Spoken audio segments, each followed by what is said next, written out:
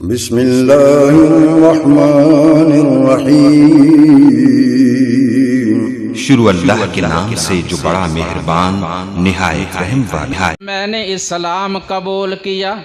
कहा है हबशा में, निजाशी के दरबार में। फिर पूरा वाक़या बयान करके सुनाया। अच्छा, तो उसने फिर क्या किया? बताया कि वो भी मुसलमान हो चुका है। हबशा का बादशाह असहमा निजाशी, वो भी रसूलुल्लाह सल्लल्लाहु अलैहि वसल्लम का ग़ुलाम, मुती व फरमा बरदार बन चुका है।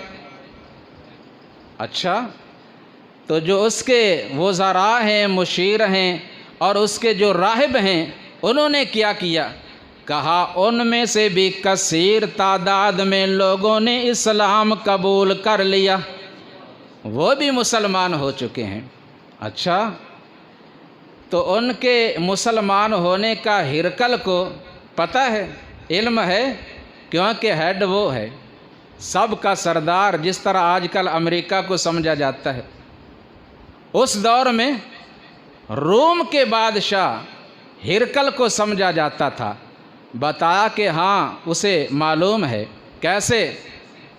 कहा जब से वो मुसलमान हुए, उन्होंने हिरकल को जिज़िया देना बंद कर दिया और कहने लगे अब हम उनके मातहत नहीं रहेंगे, अब हम मुहम्मदुर रसूलुल्लाह सल्लल्लाहु अलैहि वसल्लम की ग़ुलामी में ज़िंदगी बसर करेंगे, उनके मातहत रहेंगे।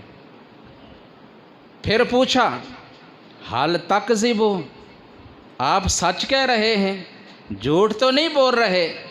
कहा हाँ हाँ, मैं बिल्कुल सच बोल रहा हूँ, मैं झूठ नहीं बोल रहा, और झूठ मज़हब इस्लाम में बोलना जायज़ भी नहीं। क्या बताया? मुसलमान के लिए हालत इस्लाम में कलमा पढ़ने के बाद बोलो झूठ बोलना जायज़, बोलो झूठ बोलना जायज़ नहीं है। या झूठ बोलना छोड़ दो या कलमा पढ़ना छोड़ दो। ये क्या हुआ? कलमा भी पढ़ते हैं, मुसलमान भी हैं और झूठ भी बोलते हैं। कहा मैं सच कह रहा हूँ, झूठ नहीं बोल रहा। अच्छा, आखिरी सवाल, माज़ा तअमुरून, तुम हुक्म किस बात का देते हो, मना किन बातों से करते हो?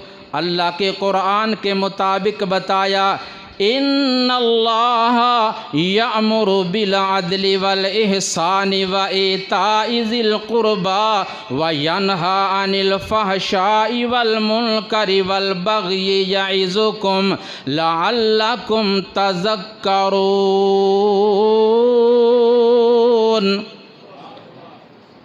हमारा वही हुक्म है जो अल्लाह का हुक्म है, अदल करो, इंसाफ करो और दूसरों के हक अदा किया करो। और तुम्हें इस बात से अल्लाह मना करते हैं कि हर किस्म की बुराई से, बेहयाई से, फहाशी और यानी से बच जाओ, किसी पे जुल्म और ज़्यादती ना करो।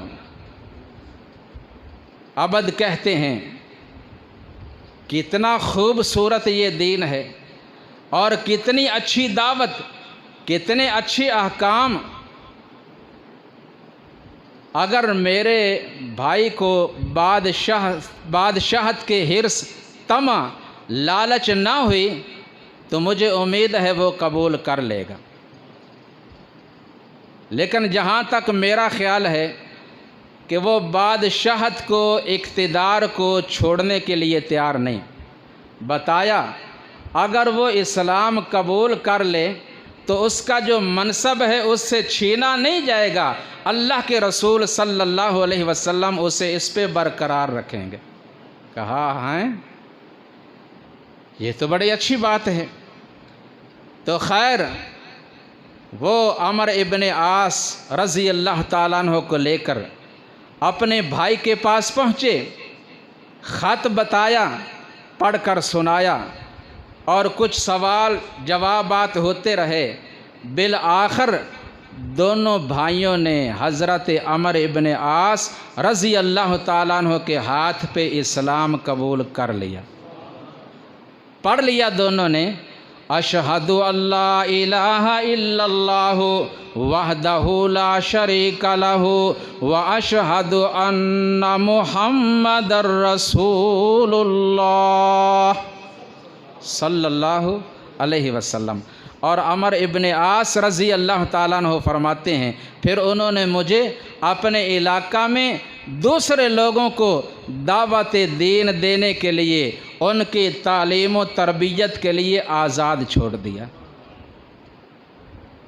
तो ये किस बात का नतीजा था?